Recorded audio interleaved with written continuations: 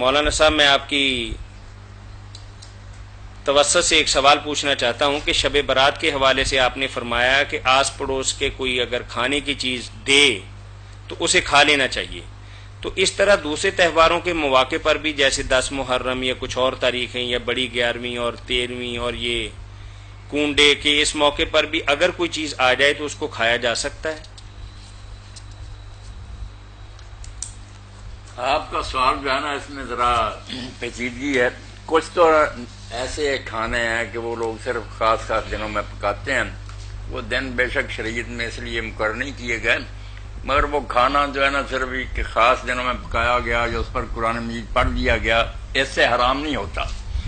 کچھ کھانے ہیں جو لوگ بزرگوں کی نیازوں کے طور پر پکاتے ہیں کہ یہ ہم پکائیں گے تو ہمارے مال میں برکت ہوگی، بزرگ خوش ہوں گے، وہ ہماری مدد فرمائیں گے، اور اگر ہم نے یہ کام نہ کیا تو بزرگ ناراض ہو کر ہمارے کاروبار کو برباد کر دیں گے. یہ ہے مشرکانہ ذہنیت. اس ذہنیت سے جو کھانے پکائے جائیں ان پر کچھ پڑھا جائے یا نہ پڑھنے کا اس میں دخل نہیں، وہ اس نیت سے ہی نہ حرام ہو جاتے ہیں، وہ نہیں کھانے چاہیے.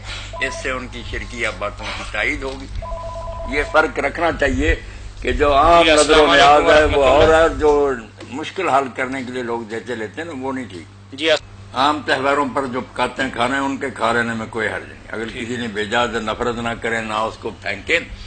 جو نیازیں دیتے ہیں نا لوگ کہ اس سے ہماری حاجات پوری ہوتی ہیں اور بزرگ ہماری مشکلیں حل کرتے ہیں، وہ نہیں ٹھیک.